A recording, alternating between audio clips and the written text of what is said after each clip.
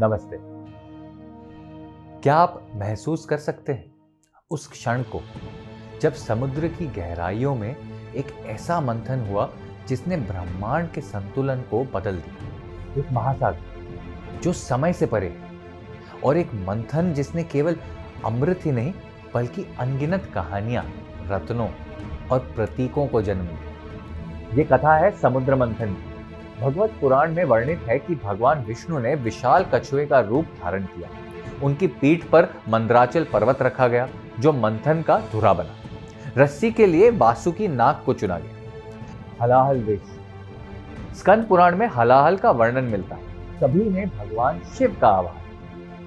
शिव ने विष को अपने हाथों में लिया और पी लिया। विष के बाद कामधेनु, एक दिव्य गाय, और फिर प्रकट हुआ ऐरावत, हाथियों का राजा। कालिया नाग को श्री कृष्ण ने गरुड़ के त्रास से मुक्त किया था। उस समय कालिया नाग ने अपने मस्तक से उतारकर श्री कृष्ण को कौस्तुभ मणि दे दी थी। देवता और असुर दोनों इसके लिए व्याकुल थे।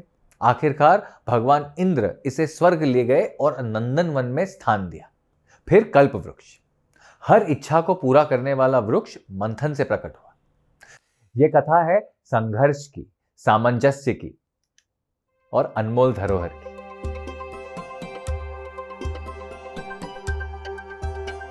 फिर प्रकट हुई वारुणी, मदिरा की देवी।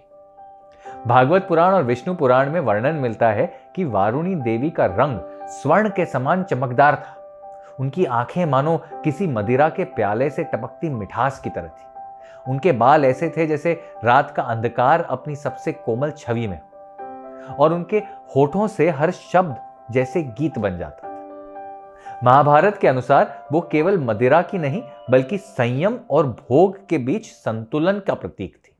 कहते हैं देवताओं का चयन वारुणी ने इसलिए किया क्योंकि उन्होंने उल्लास को संयम के साथ अपनाने की कसम खाई थी। असुर जो भोग और अत्यधिक आनंद में लिप्त थे, वारुणी के स्वभाव को समझने में असमर्थ थे। इसके बाद निकला शंख, जिसे भगवान विष्णु ने धारण किया। कहा गया है कि इसकी ध्वनि से नकारात्मक शक्तियां दूर हो जाती हैं। ये केवल एक वस्तु नहीं बल्कि देवताओं का प्रतीक बन गया। जब भगवान विष्णु ने शंख को उठाया, उसकी आवाज ने तीनों लोकों में एक गूंज मचाई। श्रीमद् भागवत और विष्णु पुराण में इसका वर्णन मिलता है कि शंख की आवाज से समस्त अशुभ नष्ट होते हैं और हर युद्ध में ये देवताओं का संबल बनता है। शंख न केवल शौर्य का प्रतीक है बल्कि इसका स्वर दिव्य शक्तियों का उद्घोष भी है। हर बजने पर संसार में अच्छाई की विजय होती है। शंख न केवल एक वाद्य यंत्र है, यह अनादि ध्वनि का प्रतीक है। आज भी हर शुभ कार्य की शुरुआत शंखनाद से होती है, शायद ये याद दिलाने के लिए कि जीवन की हर शुरुआत एक गूंज से होती है। समुद्र मंथन की कहानी में एक और खजाना था जो सबकी नजरों से छुपा था, पर जब वो निकली तो हर तरफ रोशनी ही रोशनी फैल गई। हाँ, वही लक्ष्मी, धन, ऐश्वर्य और समृद्धि की देवी मंथन से ही प्रकट हुई। जैसे ही समुद्र मंथन से वो प्रकट हुई, उनके साथ आई न जाने कितनी अपूर्व शक्तियां, अपार धन, खुशहाली और सभी सुखों का खजाना। उनकी आंखों में आभूषणों की तरह चमकते हुए सितारे थे और उनके साथ आए सोने के सिक्के और रत्नों ने पृथ्वी को जैसे धन से ढक दिया।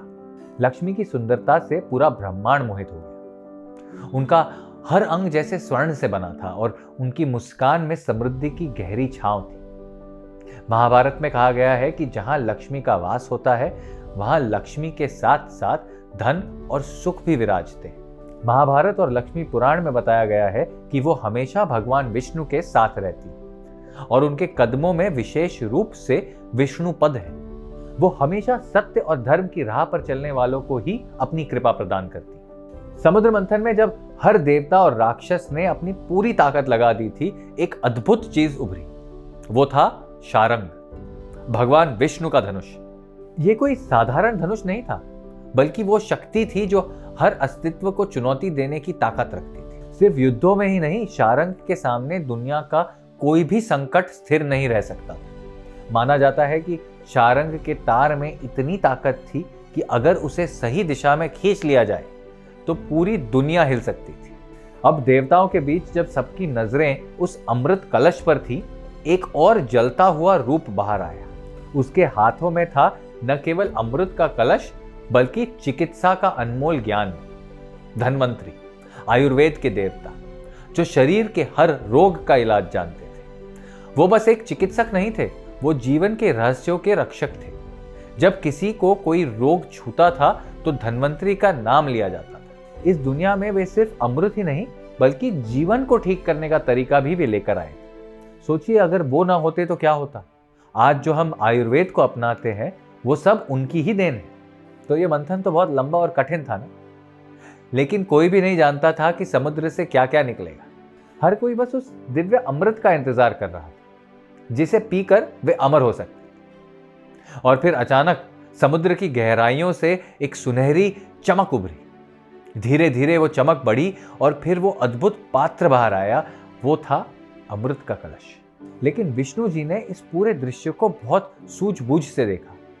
वे जानते थे कि अगर राक्षसों को अमृत मिल गया तो देवताओं का पतन हो जाएगा। इसलिए विष्णु जी ने एक चतुर योजना बनाई। उन्होंने मोहिनी रूप धारण किया, एक रूप जिसे न कोई देवता पहचान सके न राक्षस।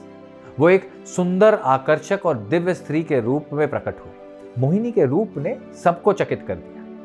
उनकी सुंदरता और आकर्षण से राक्षस, जो अमृत के लिए बेताब थे, पूरी तरह से मंत्रमुग्ध हो गए। मोहिनी ने राक्षसों से कहा, तुम सब अमृत ले सकते हो, लेकिन मैं उसे सबसे पहले देवताओं में वितरित करूंगी। राक्षसों ने बिना सोचे समझे अपनी स्वीकृति दे दी और इस तरह मोहिनी ने अमृत को बहुत चतुराई से देवताओं के हाथों में सौंप दिया। राक्षसों को अमृत का एक भी बूंद नहीं मिला। यह कहानी सिर्फ शक्ति और संघर्ष की नहीं है, ये उस सत्य की है जो हमें बार बार याद दिलाता है कि दुनिया को बदलने के लिए केवल परिश्रम और धैर्य ही नहीं, बल्कि सही उद्देश्य भी जरूरी है। अगर आपको आज की कहानी पसंद आई हो तो वीडियो को लाइक करें और अपने दोस्तों के साथ शेयर करें।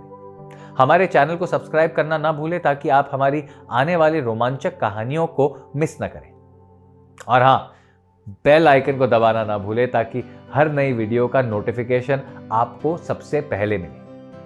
आपकी राय हमारे लिए बहुत मायने रखती है, तो नीचे कमेंट बॉक्स में हमें जरूर बताएं कि आपको कौन सी कहानी सबसे ज्यादा पसंद है। मिलते हैं अगले वीडियो में, तब तक के लिए धन्यवाद और जय हिंद।